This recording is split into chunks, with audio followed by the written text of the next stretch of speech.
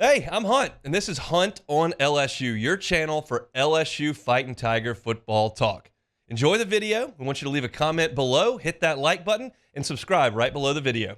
Enjoy. LSU out on the practice field again today, but recruiting is where the news is coming from. LSU snags a commitment from CJ Jimcoily, safety prospect from Lipscomb Academy in Nashville, Tennessee.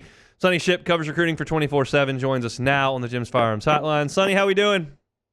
Doing good, man. How about you, brother? Doing real well. It seems like Corey Raymond, Brian Kelly, and company are doing very well as well. It was a little bit of a slow build on the secondary. You looked up about a month ago and going, they don't have anybody committed in the secondary at this point, and they've just started to kind of chip away, and CJ Jimcoily was the latest earlier this afternoon. What can you tell us about the prospect from Nashville? Yeah, kind of has some similar traits to another guy from Tennessee that played for LSU and was part of that 2019 national championship team, JaCoby Stevens. You look at their size, pretty similar to when JaCoby got to LSU, 6'3", 205. JaCoby might have been a little bit bigger, and I think you can see Jimcoily, being in that same mold as a guy who's going to add some weight. You know, one thing that I look back at JaCoby Stevens' career is I think he was always one of those guys who was kind of a tweener. You know, was he a safety? Could he put on some weight? Could he possibly play linebacker? Maybe along the lines of, some guys we've seen in the past, like a Harry Coleman. Corey Thompson is another guy that comes to mind. I think Jimcoily is going to kind of be in that same mold. Is he a safety? Is he someone that you want to pair up in the secondary? If so, he's a guy who plays better closer to the line.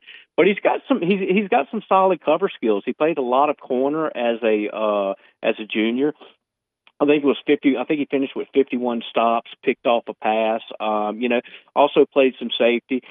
So he's one of those guys who, where is he going to fit in when he gets to Baton Rouge? But has some really impressive offers. Alabama, in-state Tennessee offered him, Oklahoma, Nebraska, Penn State. So he's got some true blue bloods on his offer list, and it's going to be interesting to see if he does play safety. I think he's a nice complement to Jace Thomas out of Destrehan, who's more of that center fielder type.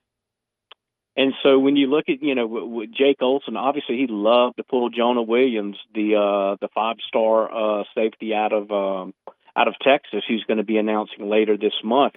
But when you pair Jace Thompson up to CJ Jimcoily, I think you got to be happy with that tandem.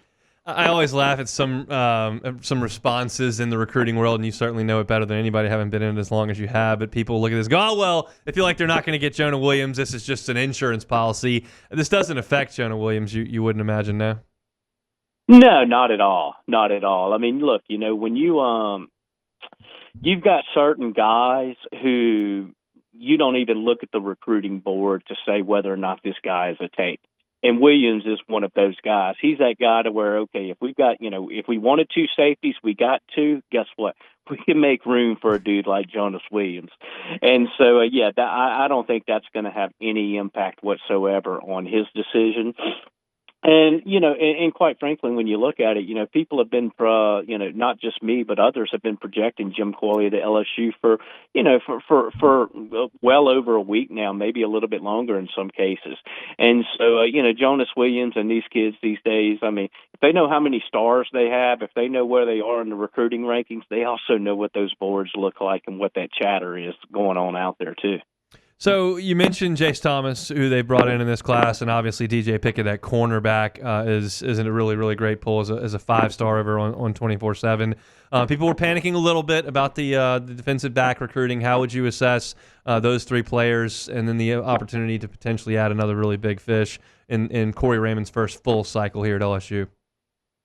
Yeah, I think when I think when you look at the commitment list, I think obviously cornerback has kind of been the focus, but when you look at the secondary as a whole, you got DJ Pickett, you got your two safeties now. LSU's gonna, DJ Pickett's not going to be the only cornerback that LSU takes in this class. Obviously, he's kind of the cornerstone, the one that all the eyes gravitate to, being at, number 9 in the country, a 5-star and all that. But I think Corey Raymond still has some tricks up his sleeve. And, one thing that we've seen and will continue to see is that the commitment list that you see right now here on August 8th, and then when you look at it again on December 8th, about a week or so before the early signing period starts, is going to look a lot different. The NIL bags, the offers that some people have now are going to increase tremendously once the season gets started. Schools are going to, some schools are going to exceed their expectations, others are going to fall below those expectations. That's going to influence some recruits as well. Of course, we know how the coaching cycle works, and how quickly we're seeing now that head coaches get fired, barely into the season now, and so there's a lot of variables that are going to be at play.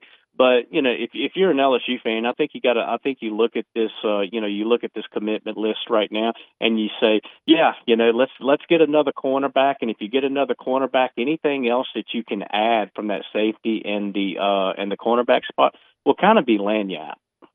I mean, at this point in the calendar last year, Gabriel Elliford and Don McKinley were Texas A&M Aggies. We know how that story ended. You could also look at Weston Davis in that way as well. And I think, obviously LSU is going to have Brian Kelly for the foreseeable future. The dollars and cents say that, and right now the record book says that. And so you feel like LSU's in a really strong position, even when things get turbulent in November, to do something like they did last year and pick up some big name guys who may be committed elsewhere right now. I would never ask you for those names, but knowing what you know about the cycle and this new world that we're living in, does that sound like something that's feasible?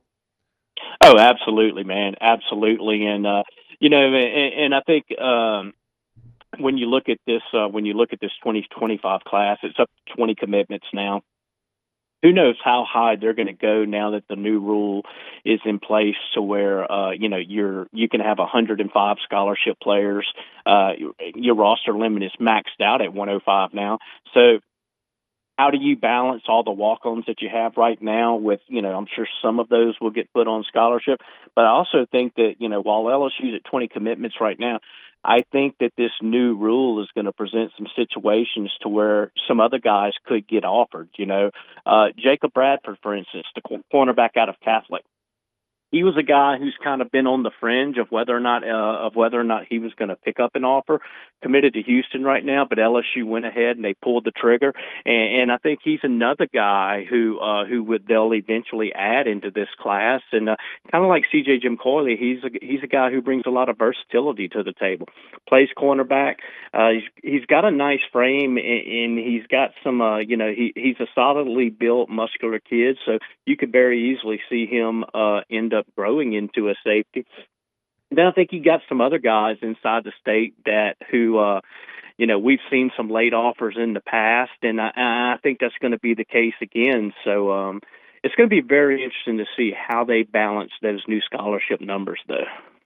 Yeah, I'm curious. I mean, do you think that LSU will probably hover around 30 in most of their high school signing classes? We know that Brian Kelly wants to keep things in the high school ranks more so than the transfer portal, and obviously 4 times 30 is over that 105. It's up to 120, but you're going to have natural attrition with the transfer portal. Do you think most high school classes are going to end around 30?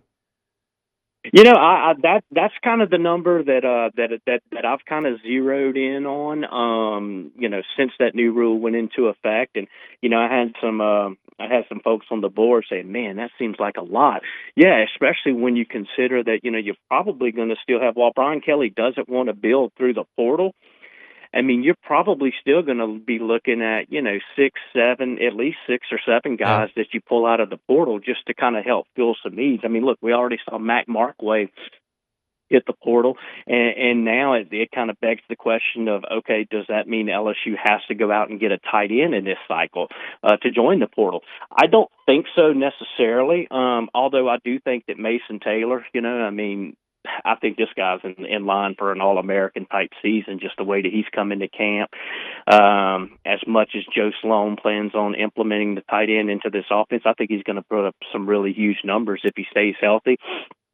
But I don't think you have to go out and immediately target a tight end in the transfer portal unless something happens and you lose a guy like Kamorian Pimpton, Tradez Green, one of those guys. Then you could really find yourself kind of in a bind at that spot. But LSU already has J.D. LaFleur committed out of Sulphur for that position. Mike Tyler's a tight end out of South Carolina who myself and others think that will also end up in Baton Rouge. And then you got a tight end over at, I believe it's Holy Cross. Man, I don't know why. No disrespect to either, but I always get Holy Cross and Shaw confused when it comes to the similar uniforms and things like that.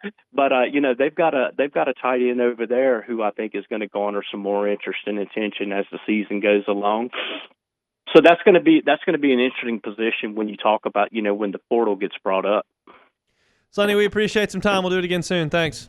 Absolutely, brother. Have a good one. You too. He's Sonny Shipp. Go 24/7, 24/7 Sports, all your recruiting needs. Glenn West with us every Tuesday. He's got the team covered as well. So great stuff over there to Go 24/7. We appreciate him jumping on. CJ's Jimcoily, safety out of Tennessee, the latest addition to LSU's class. Tigers now up to 20 commitments.